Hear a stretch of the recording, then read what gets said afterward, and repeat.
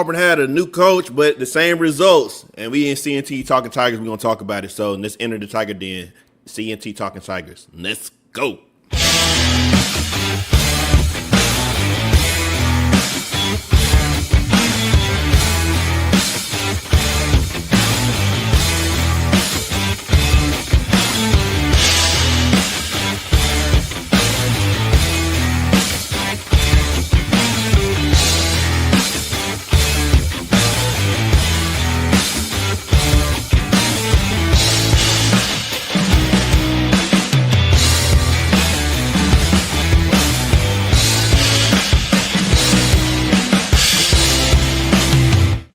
Ladies and gentlemen, you are watching C&T Talking Tigers. We're talking Auburn football is what we do. I'm Courtney Chandler. There's Tony Milford. Listen, we thank y'all so much for joining us once again here on this lovely Wednesday evening on YouTube. We appreciate you whatever day, time you're watching, even after this live is off. Shout out to Sports E Media for allowing us to partner with them on their platform. And then make sure you comment. We want to hear from you on tonight. We already got people that's coming in, and we already got some people that's chatting with us. I'm just gonna pop them all up here on the stream. We got the Huggy B Beard himself. Been looking forward to catching a live War Damn Eagle. Man, it's good to have you. War Damn Eagle, my boy. Yes, sir. Yes, sir. All right, Tony, how you feeling, man? Man, I'm feeling I'm a bit encouraged. All right. I feel better after this loss than I have after, some of our other, previous losses. Just because we had life. Yeah. For our defense finally had a bad game.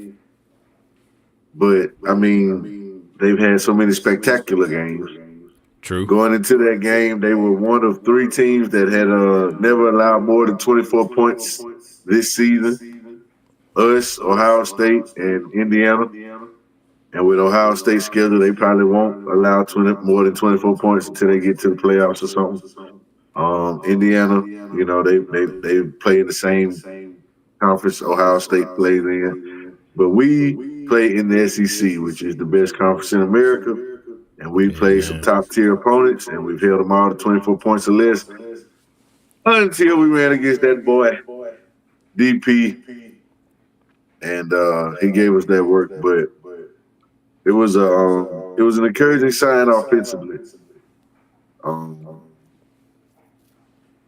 That's what it was. If I had to use one word to describe my feelings after Saturday, it would be encouraging.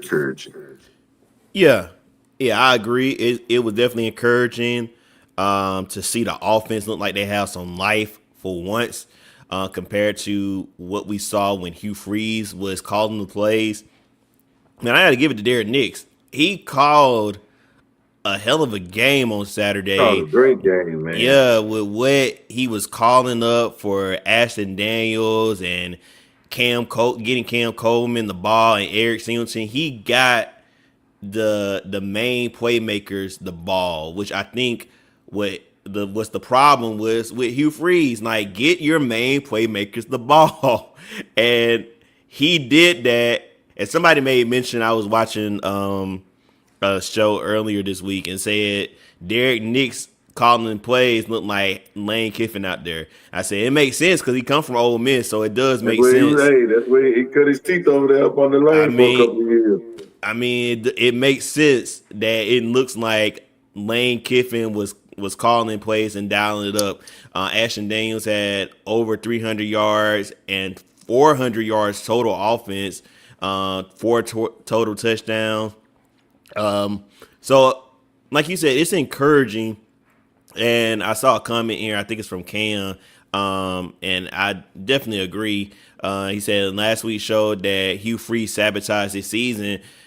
And I kind of do, I wouldn't say sabotage, but I think he was in the way because he was trying to do it his way. And you clearly see he didn't need to deep the call the offense. He could have handed it off and be a CEO, and this offense wouldn't look better. It might have even looked better with Jackson Arnold.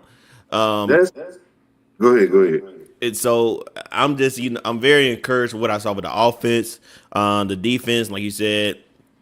A little bit disappointed on what I saw with the defense, giving up 45 points. Even with it being Diego Pavia, I thought the defense would try to like knock him down just a little bit more. Um, it's losing it with many of these guys. This is their third time playing Diego Pavia. I thought it would have been a little bit different with them. So I was disappointed with DJ Durkin and the defense, but the offense had life. And it was life that we hadn't seen at all this season, probably since maybe the Baylor game. And that was wow, that was in August. So it did show some life, which I appreciate. But we didn't come up with a win, and that's the main thing. We got to Yeah. find a way to win. Yeah, now I don't like the way you worded it, saying the defense would have tried. You thought they would have tried to do. They tried. Let's not say they didn't try. They was out there trying. It was just one of them days, man. Where I mean, Pavia had it going, man. He was 25 or 33, Yeah. 377 yards, 3 touchdowns, 18 carries, 112 yards, another touchdown. Trey Richardson had 3 catches for 124. Eli Stowers was 12 for 122. They just had a day. They had a day on us. Like you said, it's our third time playing Diego Pavia. Once at New Mexico State, twice at Vanderbilt, and he's got us every time. Um, Sometimes the guy just has your number, man. It was uh, it was a shootout. Yeah. And sometimes you have those, Yeah. regardless of how good you do. Sometimes the offense just has one of those days. And Vanderbilt just so happened to have one of those days. As we were in also having one of those days, this is the crazy part about it. Um, Ashton Daniels, man, hats off to him. Can't speak enough Yeah. of how well he Absolutely. played. 31 of 44, 353 yards, 2 touchdowns. 18 carries for 89 yards, another 2 touchdowns to go along with Jeremiah Cobb, 16 for 115. We had over 200 yards rushing, averaged about 6 yards a pop. Can't complain about that at all. And as you stated, we got the playmakers, the ball. Jeremiah Cobb had 16 touches, carries for 115 yards. Ashton Daniels had the ball in his hand. He threw it 44 times. He ran it another 18 times. Cam had 10 for 143. He was just out there doing Cam Colvin type things. NFL That receiver. that catch to get us to 36 in that 2 point conversion, those back to back plays, those are Cam Coleman in a nutshell. Mm-hmm. That's the second best receiver in all of college football. Yeah. And he could just be one. He could not be number two. He could be 1B to Jeremiah Smith's 1A Yeah. with better quarterback play. But believe me when I tell you, people in the know, scouts, opponents, coaches, NFL execs, everybody knows Cam Coleman is a top flight NFL receiver in the making. Somebody said Eric something Singleton, blasphemy today. Hold on, I ain't mean to cut you off, but I'm gonna let you go. Somebody said something blasphemy today and said Jeremy Bernard from Alabama was better than Cam Coleman. I was like, what man, earth are you living on? Do you see man, Auburn might not be good, but do you see Cam Coleman? Do you see this man? This that man man is been the man since NFL. high school. That man has been the man since Central Phoenix City. Uh, Exactly. last year when he had spots, he had moments. He showed what he was. And this year, in those moments when he's had the opportunities, he does his thing. Eric Singleton Jr. finally got a chance to Finally, show his man. work, get his rocks off, 11 catches, 100 yards, and a touchdown. This man, if this is what Knicks could have been doing the whole season, then Hugh Freeze just wasted absolutely Wasted. wasted a season of Auburn football where we could have been, if not fighting for a playoff spot, which I assume we would have been from the beginning, we'd definitely be in a lot better situation as far as wins and losses and rankings and things of that nature. I mean, 34 first downs. Vanderbilt might have had 30, but we had 34 first downs. That's huge. That's a lot of first downs. We were 6 for 13 on third down, just a little under 50%. But that was huge. But once again, the defense, uh, Vanderbilt was 7 for 12 on third down. Yeah. We were 0 for 1 on fourth down, which we know what fourth down that was. So we'll let 563 yards, man. That's impressive, 563 man. yards of offense. And Derek Nix's first game calling plays as the true play caller. DJ That's Durkin's impressive, first game as man. head coach. One thing we know, DJ Durkin can call defense. Yeah. He knows how to put a game plan together. That was just a blip on the radar. That was just a situation that happened. Uh, but I'm gonna tell you, of course, my boy Alex Mack finally, back to earth, 3 for 3, made all his extra points, made all his field goals.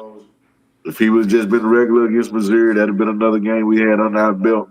Yep. So I feel like Alex Mack cost us one game. Because, I mean, if he makes his field goals, we beat Missouri. Yeah. Yeah. Jackson Arnold and the referees cost us the Oklahoma game. Man, Hugh I honestly Freeze. get at the refs. Jackson Arnold took a lot of sacks that day. He did take a lot of sacks. He took about 10 sacks that day. So him holding on to that ball a little bit help with that. So I'm gonna get that with him and the refs. A&M, the offense just pooped the bed. Yeah. That was the Georgia game, Hugh Freeze, Jackson Arnold, and the refs. I give Hugh and Jackson Arnold 50%. I give the refs the other 50%. Well, I might go 60, but I might get a ref 60 and give Hugh and Jack 40%. This game right here, a silent killer. Another thing that I talk about every week. If you watch this show, there's some things that I point on and I touch on every week as far as wins and losses. It's third down percentage, turnovers, and penalties. Penalties. I knew you was about to say that. 12 penalties for 91 yards. Yeah, we got to clean that up. There's no way you can win a game with 12 penalties. Almost 100 yards worth of penalties. We have to be more disciplined when it comes to these penalties, man. They extend drives for the other team and they kill drives for our team. Yeah. How many of those third downs out of those 7 that we didn't get that were third and more than 6? I know they took one off the board. They took a 6 off the board, but Ashton Daniels scored that touchdown. Exactly. Because of penalty. He broke that long run. They called it right on the back. Mm-hmm. So, those penalties, got to clean those penalties up. Yeah. But, man, 353 yards passing, 210 rushing. That's what I thought we would – this the offense that I thought we'd be seeing all year. Yeah. An offense that's capable of putting up 30, 40 points on anybody and a defense that's going to, hold you to 21 or less. Now, this game got away from us, got out of hand. But when you have a quarterback like Diego Pavia that can move around and make things happen with his legs as well as his arms, that's a dangerous combination. And he's shown us that he's not only done it to us, he's done it to other people. We know all of that good stuff. No moral victories. Nope. You heard our head coach say we ain't here to keep it close or make it look we want wins. You know what I'm saying? Yeah. And that's a step in the right direction. Outside of winning this game, there was not much for me to complain about. I mean, we got to get the win. But outside of just not winning this game, I was so impressed with these guys. Yeah. I know the defense could have played better, but I mean, the offense could have played better in every other game before this. So the defense deserves one. If they're gonna have one, let it be that Yeah. one. Let me ask you this, Tony.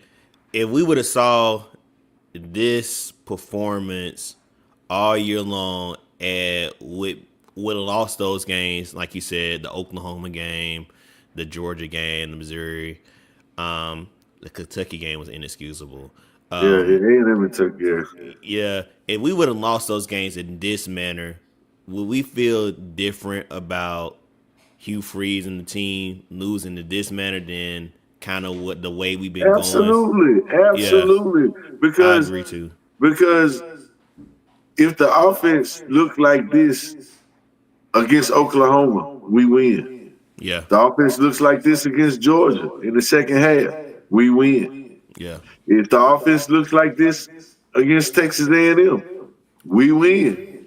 If the offense looks like this against Missouri and Alex McPherson makes his kicks, we win. If the offense would have showed up against, it looked like this against Kentucky, we win. yeah, So we should be. So in reality, we should have one loss, the Vanderbilt loss, because the offense showed up, defense didn't have a good game. But if you take out defensive performances all year and leave them as they were, status quo, and you just add some offense to it, we're a one-loss team. And that might have been, and we'd have just been getting to our first loss of the season right there. So we still would have been in the top 4 or 5 in the country. yeah. Because with A the playoff schedule we team. had, if the schedule we had, and if we win those games and we show up with an offense and we win all of those games, we're number 1 or number 2 in the nation. Yeah. I Ohio would State, say Ohio even State's a the loss. undefeated, the you know what I'm saying, the undefeated defending champs. But even with this loss, offense shows up and this is the only loss on our schedule. We're still a top 4, probably ranked in the top 4 in the nation. I would say even if we lost in this manner in some of those games, I would feel more better about the team than. And I'm not saying I'm down on the team. 'Cause I know we got talent, but it would make me have a little bit better feeling because I know we can score, and it would maybe just be, we just lose in tight games. Dude, But with the talent we had, it was a reason yeah, why before the season I was screaming, we're going to the undefeated. playoffs. Yeah, We can go undefeated and we same. can be in the playoffs.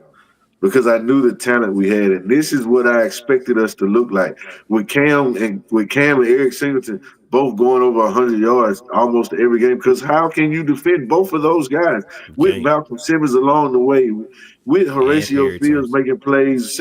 Like, dude, we got two with Jeremiah Cobb running the ball the way he does, and you throw in, and DeMar would still be there too if we weren't giving Jackson Arnold all the like. It was so much happened because of the way the offense was ran from then to now. Like sad. there's so like, dude, we were so much. This just goes to show that, oh my God, like what were we doing? Like Or more like, what was Hugh Freeze doing? what was That's the question. what was Hugh Freeze doing? What was What he was Hugh Freeze thinking? doing?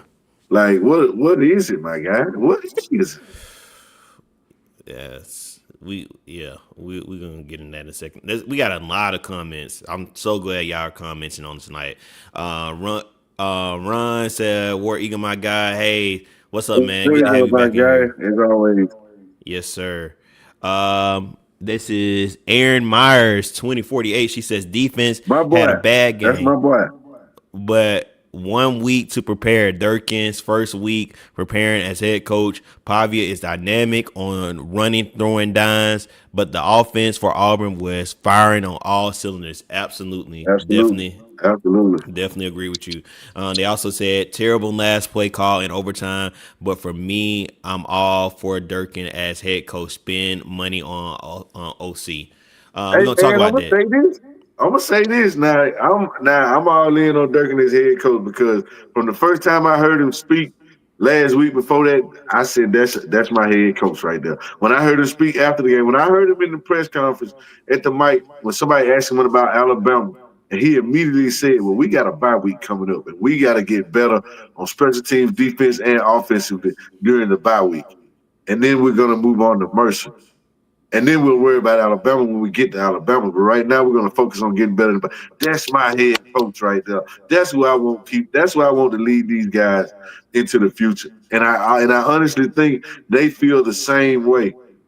Because I heard Keldrick Falk said this locker room is as close and as banded together as they have ever been under Parson or Hugh Freeze.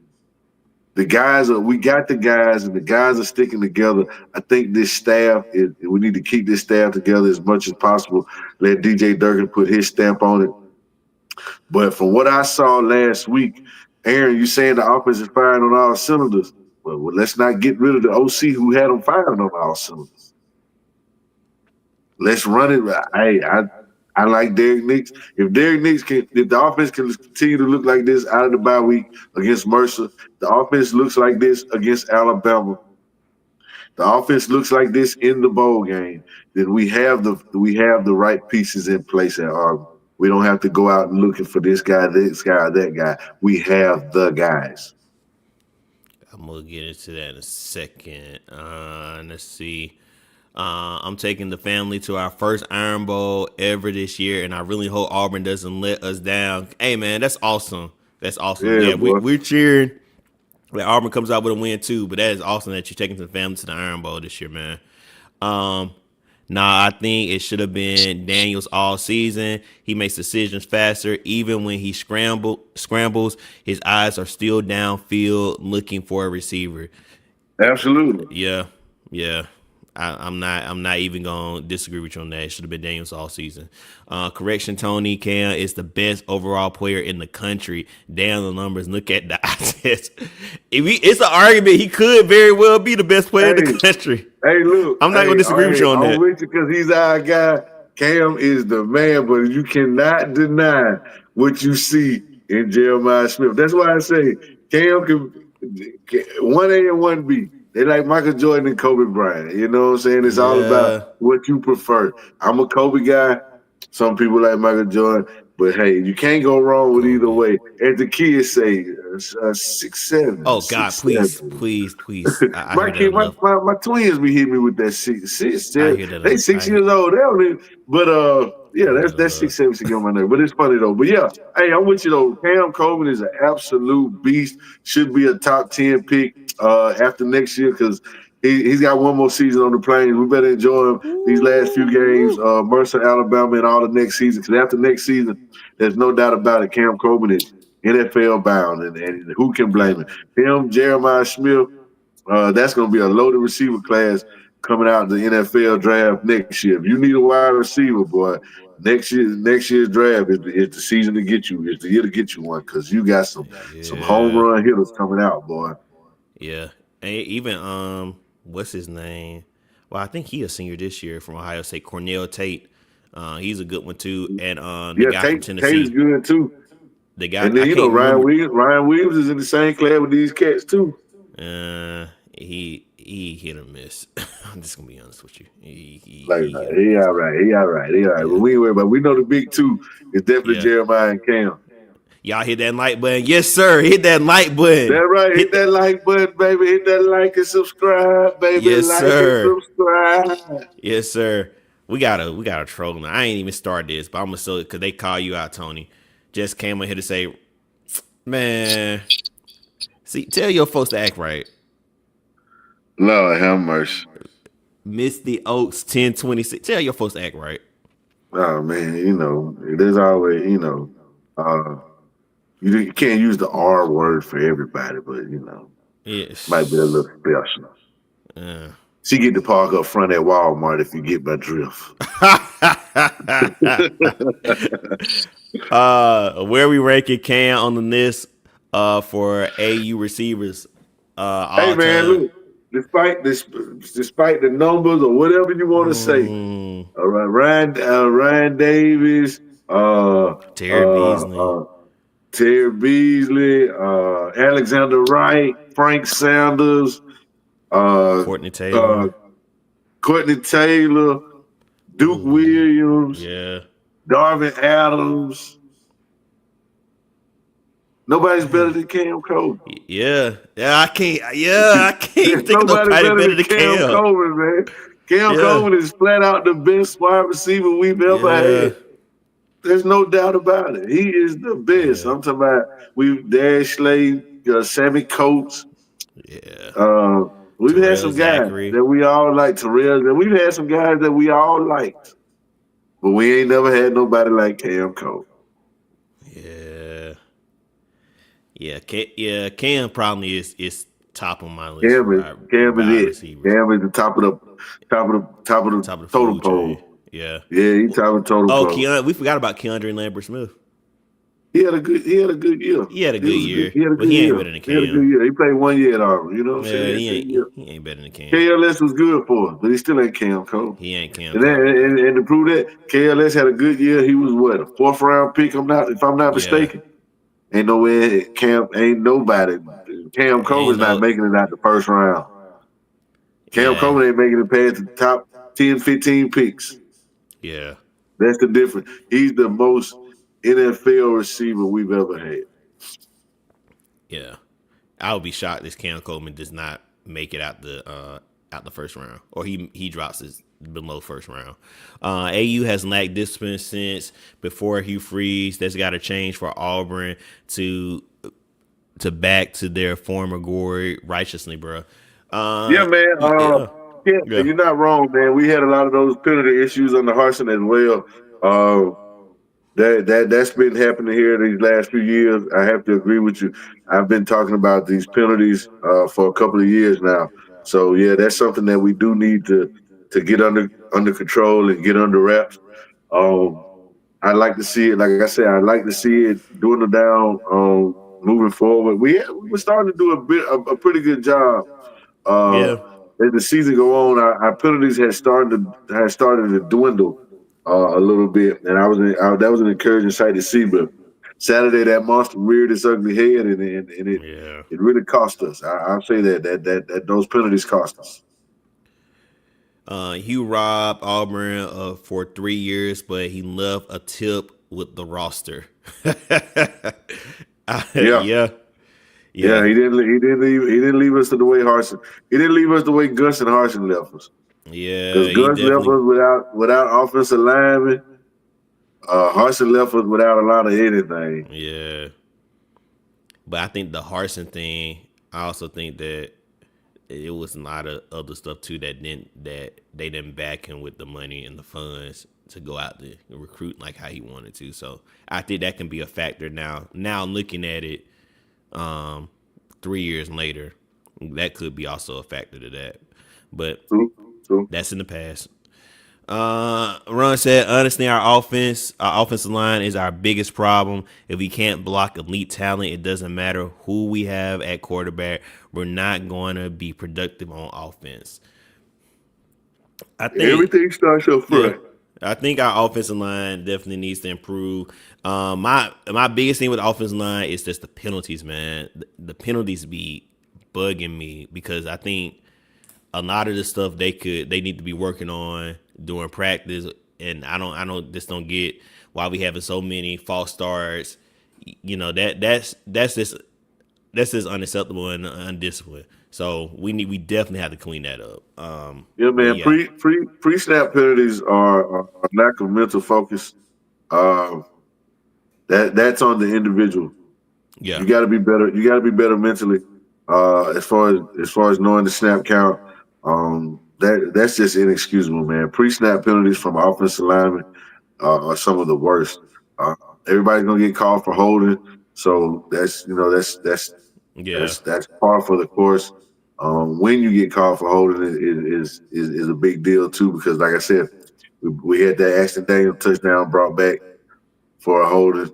Um, could have avoided some of those, but those pre snap penalties, Mm-hmm. Have to be avoided, man. Especially from our offensive lineman, man. Like, just look down at the ball and wait for the ball to snap. Like that's, Yeah, I mean, simple as that. defensive lineman and offensive lineman. I don't understand how you false starting offsides. You're Offsides, right yeah, in front of the ball. When the ball moves, you move. yeah, It doesn't get much simpler than that. yeah. Tony just dropped a whole letter grade in the Super book with the 6-7 thing. Man, I'm so tired of hearing 6-7, man. I'm so tired of hearing 6-7. She get to park up front at Walmart. I'm digging the vibe around here, fellas. Glad my dog Bubba put me on game. Yeah, man. Shout out to Bubba and the old man. Oh yeah, shout out Shout to out to my boy Bubba. Bubba. Shout Yeah, out to Bubba, man. We appreciate it. That's our people, man. yeah, man. We love Bubba. I've been preaching discipline and killing instinct over at water cooler talk all season. That's my that's by the way. That's right, Okay. bud. That's All right. right, I'm man. with you. Yes, sir. Yes, sir. I'm with you. All right. So, hey, listen. The title of this is Durkin done already? And then it also says, is Durkin the right guy? So I'm gonna go ahead and ask you, Tony. Is Dirk after seeing what we saw on Saturday? Just based on what we seen on Saturday, do you think he's the right guy to get the job to move forward, Auburn? Is Durkin done already? Is Durkin the right guy? No, he is not done already. Um, I personally think we should hold on to DJ Durkin. Just based off of his response to when he got the job, his response after the loss, his response Monday to what I've seen him saying leading up into the bye week. He is saying all of the right things. You can feel the energy when DJ Durkin speaks. You can feel it when he talks. You can hear the emotion in his voice. You can see the passion in his eyes. And I think that resonates with that locker room. I think the defensive guys were already sold. They were already bought in. But the way he's empowered Derek Nix with the offense and the results that we got, I don't see when I think DJ Durkin went to those guys, went to the Ashton Daniels, went to the Cams, went to these things. He told them, "Hey man, I'm gonna get y'all the job. I'm gonna get y'all the ball, and I'm gonna let you do your thing." Because he's a defensive coach, and he knows he has practice against those guys, so he knows what they can. He knows what they're capable of. He knows what they can do. And he turns them loose to let them do it. Those offensive guys like that. They like knowing that they're going to get the ball and be able to showcase their talent and do what they came here to do. And the defensive guys, that goes without saying, they're going to run through a wall for them anyway. So, with that being said, I am all aboard the DJ Durkin train. We get better during this off week. Heal up, uplift our spirits, get better offensively, defensively on special teams. We come out, belt the ass on Mercer, get them out the way. I need that to be impressive. You know what I mean? That needs to be an impressive victory. Defensively and offensively, we need to, impose our will, put our foot on our necks, and get ready for the last game of the month, which is going to be a big. That's gonna really tell the tale. That's going to show us everything we need to know. So right now, I'm loving the DJ Durkin. If he can show improve against Alabama, and not that it's just because it's Alabama, but because it's the next big game on the schedule. It's you know what I'm saying? That's a proven game. And he can prove a lot. He can show a lot against Alabama as far as his head coaching ability because he did a good job defensively against them last year. So I feel like if he can come back, put a game plan together, Because I mean, they aren't world beaters up there in Tuscaloosa. Yeah. They're mere mortals. You know what I'm saying? This ain't some of those super heavyweight teams Nick had put together. These guys are just they regular Joes. You know what I'm saying? They good or whatever, but they ain't above reproach. So I'm encouraged by what I saw Saturday from DJ Durkin. Every time I hear him speak, I enjoy it more and more. He energizes the program. His attitude, his personality, it's infectious, it's contagious, and I know he can call a great defense. If he can just keep the right guys around him for his recruit and offensively, I think the sky's the limit. And what we thought we were gonna get from Hugh, you got to remember, Hugh brought all these guys in. He brought in the players. He brought in the coaches. He fumbled the ball with the execution and the overall, as Courtney would put it, CEOing of the program. Yeah. With the guys we have, apparently he needed to take the Dabo approach. Be a head coach, be the CEO, let your coordinators coordinate. And so, but because he was an offensive guy, he's a quarterback guru, he's an offensive he had to be involved. He had to have his hands in the fire. And we saw what happened. With Durkin, it seemed like, with Hugh, it was too many Chiefs, not enough Indians. With Durkin, he's the chief, and everybody knows their role. Everybody, hey, you do your job, you do your job, you do your job. And if everybody does their job, collectively, we should come together and not have any problems. So, from everything I've seen, from everything I've heard, I'm good. We don't have to go outside of the program. I like what we have, and I feel like we should just, as long as it continues, we go out there and went to bed against Alabama, then of course, we have to, they have to revisit this. But as of right now, today, November 12th, C&T Talking Tigers, on this Wednesday, on this episode, I'm all in on DJ Durkin. Okay. Answer the first question, is DJ Durkin done already? No. To answer the second one, is DJ Durkin the right guy? I don't know yet. Just based off, and let me go back to, is he done? I don't think he's done because we still have 2 more games remaining. He still has a chance to really prove himself, to set himself apart from these other coaching candidates that we're hearing.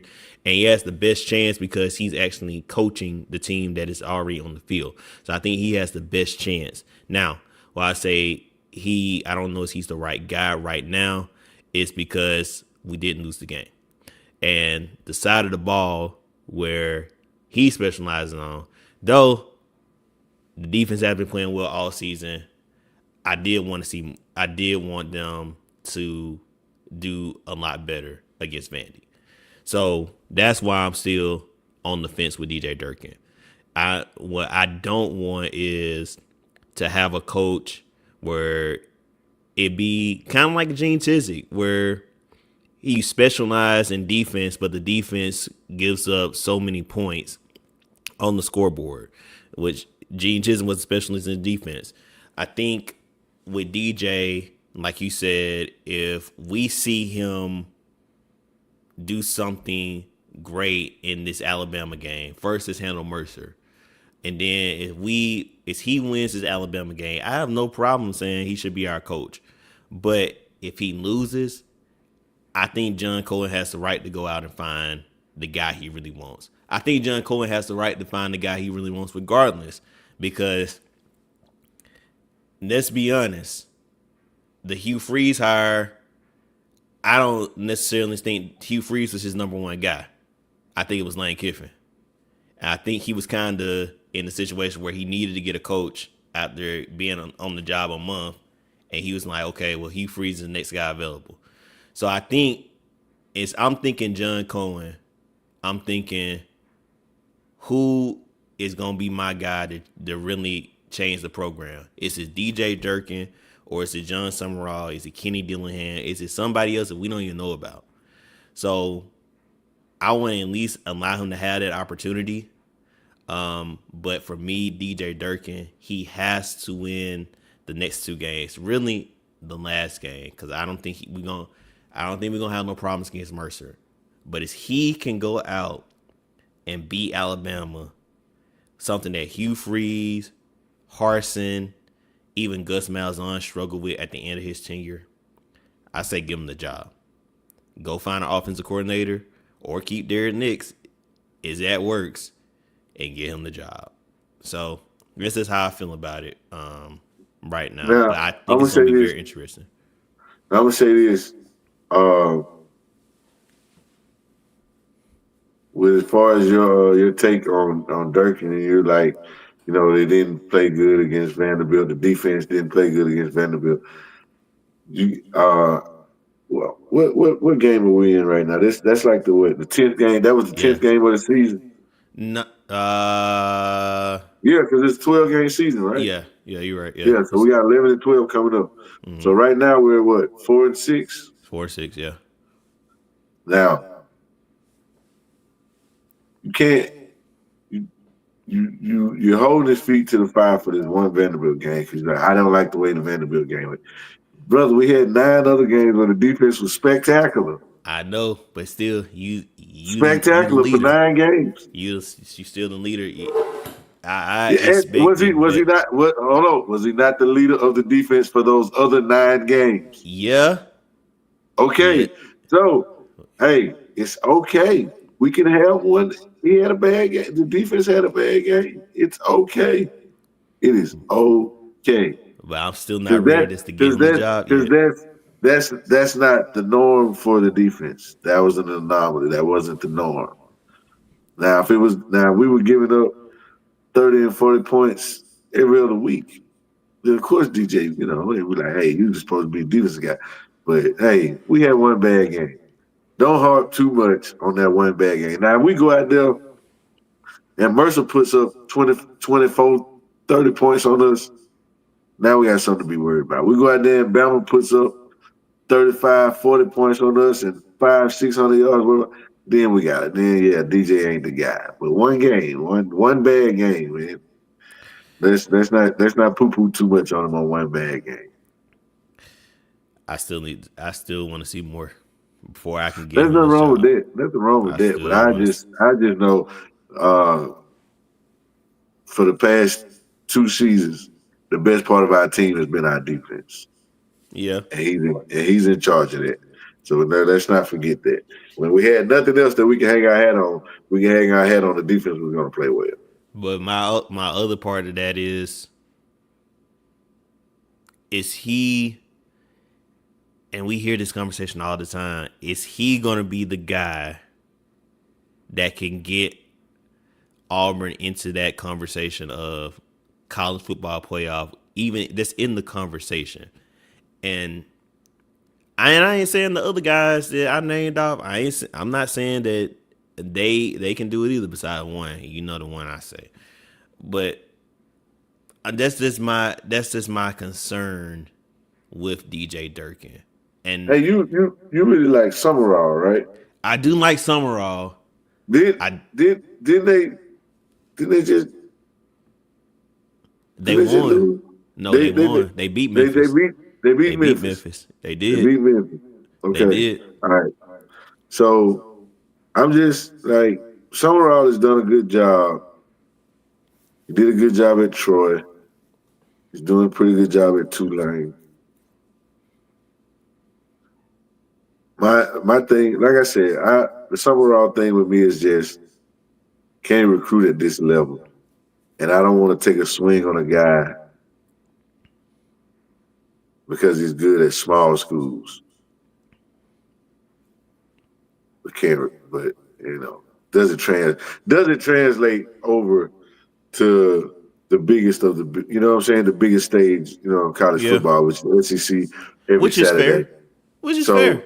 That's just my thing. Can he recruit at the level that we need him to sustain, to get to the playoffs and have a roster that looks like we have now? So That's just my only thing. Outside of that, I've heard all the good stuff about Summerall, and he's proven this. He's trying to prove himself. Um, I just like Durkin because he's done it on high levels for calling defenses, and he's here now, and Yeah. our guys are locked in with him now. And I just remember what it was like when we got rid of Gus off of the momentum of that recruit class that he had was supposed to be coming in, and we got rid of Gus, and we lost a lot of guys. We lost a lot of guys. It took us a long time to get back to the roster that we have built now. I just don't want to lose that momentum. That's why I really, that's my whole thing, is keeping the continuity of what we have now, the familiarity of the program, of the people in the program, and how things are done. Um, Hugh was doing everything right except for getting the stuff on the field right. Like he couldn't get the offense and the quarterback right.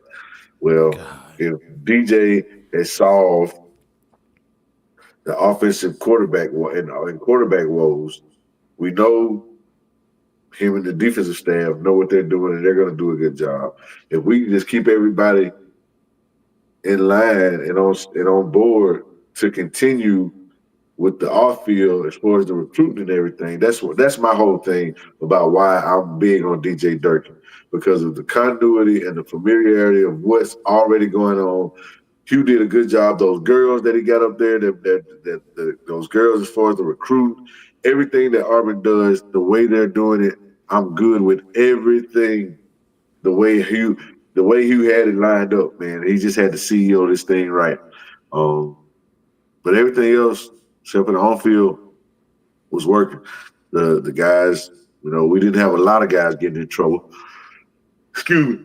We had a couple of knuckleheads, but every school, every team is Yeah. gonna have, a couple of issues here and there. Nobody's perfect. But we didn't have, guys are going to class, guys are really getting in trouble. And the recruiting and the product on the field, the roster that we built is one of the best. We got NIL, we got support, we got backing. I like John Cohen. I just need DJ to come out and be him and keep doing his thing, keep knocking on that door, and just ball out these next 2 weeks, man. Smash Mercer, have everybody happy, feeling good, offense, explosive going into that Iron Bowl, and then just get into the Iron Bowl and just get the win. If he can get the win Yeah. on the Iron Bowl, or even if he loses, it's just got to lose. Oh, excuse me. And it's got to look a certain way, man. You can't look like Kentucky. You can't look like Texas A&M. You can't fall apart in the second half like we did against Georgia. And we can't give up 500 yards and 45 points. So we need to find a happy medium on the way to lose. But I yeah, think he got to win, man. I think he yeah, I got think to he's win. gonna. He's got to have. He's got to get wins, because I mean, at the end of the day, Cadillac. Everybody felt good about Cadillac, but you got to get those wins. Yeah. And so if Durkin can get those wins and not have any issues with the girls off the field, and not have the same fate as Cadillac or whatever, then we'll be good. I think we're in a good spot, man. We're in a really good spot where we have a great candidate in house, and we got another great candidate that everybody's looking at that's the shiny new toy. Hmm. So, but hey, I'm on the Durkin train. Yeah. Man, we got a few more comments and we're going to get out of here. Y'all, we appreciate y'all. We have Yep. 31 comments tonight. And I know the views are going to be out of this world. So we appreciate y'all so much, man. Like, we really do. Hold on. Let me go to. Let me start here. Okay. He said, run exactly. That's been going on too long. Talking Talking about those about, penalties. yeah, those penalties. Exactly. Then we got Ron said Alabama and Auburn had the same talent. Only difference is coaching, and Alabama doesn't beat themselves and find ways to win games. I Absolutely. agree. I agree. Absolutely. I agree. Not too much difference in the talent. Our defense is really good, but not elite. We have good linebacker play, but our secondary doesn't cover at an elite level or tackle well. Pass rushers sometimes disappear late in the game. Yeah, that's a fair assessment. I think that's pretty fair. Ty Simpson scares me, Tony. If we don't get to him, we're in trouble. Ty Simpson don't really scare me. Yeah, we got to put him on his back. We got to put him on his back. We got to hit him because I don't think they'll be able to run the ball and beat us. Their running game is not as strong as it's been in years before, and so I'm not really afraid of them just lining up and beating us. I'm not really afraid of anybody just lining up and just running straight at us and taking us down like that. I'm with you. If we can get the tie and put that hat on him the same way Florida State did in the beginning of the year, we can get him rattled a little bit, and we can make something happen. My point is exactly, Tony. No G5 guys is not the same as P4. You hear me? I think you heard me. Go ask FSU how that's working out for them. Tony knows all too well about FSU. Yeah, man, I'm with you on that, man. We went to Group of Five route with Mike Norville. He was doing a good job at Memphis, and some of the worst Florida State teams of my lifetime. So I concur. He did give you an undefeated season. He did. Yeah. But he followed it up with some trash. Yeah. By the way, I'm an AU man, but FSU has been my side piece for 30 plus years. Okay. Hey man, I know how it is. The little two at the same time. I got one love, but I got two other side. With one that my main love is Auburn. We got to get pressure on them, but that's every QB righteously, bro. Yeah. You gotta get to them. Gotta hit them, make them uncomfortable. Yes, sir. Well, listen, y'all, we appreciate y'all again. This has been a fantastic show. You all have commented and shared with us your feelings about Auburn, and we appreciate you because without you all, it'd just be me and Tony in here talking. So we appreciate the comments. When we first started, you just be me and Courtney in here talking. So hey, yeah, we kept talking. So it's okay. We're gonna talk. We're gonna talk whether you hear or not. But we appreciate it more when it's not just me and Courtney talking. So we went from hey, it was just me and him to me, him, and a couple to hey, now we get some more interaction. We appreciate it. That means you guys are liking what we bring to the table. Absolutely. So hey. Man, like I said, you could be anywhere in the world, but you chose to be here with us, and we can't thank you enough. Yeah, and we're gonna branch out and expand. This ain't just the only thing we want to do. We trying to get on more social networks. We trying to grow our channel, and we want to bring more people in as well. As far as guests, we've had Bubba and the Old Man, we've had Kennard Bernie Stewart, we've had Mike G from the War Report. So we've had a lot of guests. So we want to continue to bring and get our channel more and more exposure. Right now we close to 300 subscribers. We want to get 300 this year, and hopefully by we go into next season, we'll have 500 or even close to 1,000. So we want this to be your go-to Auburn football or go-to Auburn sports page. So y'all continue to tell your friends, tell your family that we are here. We on YouTube. We're not going nowhere. And we want y'all to be a part of this ride because we're going to continue to grow. And I'm telling you right now, we about to take off. We really about to take off. And I'm going to be quiet. Oh, wait. Got great show, gentlemen. Oh, hold on. Let me pop it up there. Great show, gentlemen. Y'all gonna get to know the Rooster very well. Okay, so that's his name, the Rooster. Okay. All right then, brother. We appreciate you. All right. Y'all gotta link up with Nick and them at Water Cooler Talk and Tez at it in season. Okay. All right, that's another one. All right, that's another one we'll be on the lookout for. I would love to be a guest on the show, guys. Ryan, yo, you know what? That might not be a bad idea. You know, having one of our long time a long time listeners come on one day. So yeah, Yeah, man, that's we're gonna not a bring bad idea. Ron on in one day. We're gonna bring Ron in one day. We gonna bring Ryan in one day. Rooster Mac, man. Okay, all right. We appreciate you coming on, Rooster Mac. Yes, sir. All right, well, Tony, you know how we end this show, sir. Yeah, man, we appreciate y'all, man. We can't thank you enough for joining in with us, making this show fun, help run this thing, man. And as always, man, thank y'all for coming out. God bless you. Good night. And as always, whoa, whoa, Whoa, Eagle. Eagle. Hey. Hey. All right, we'll see Good y'all night, next week. y'all.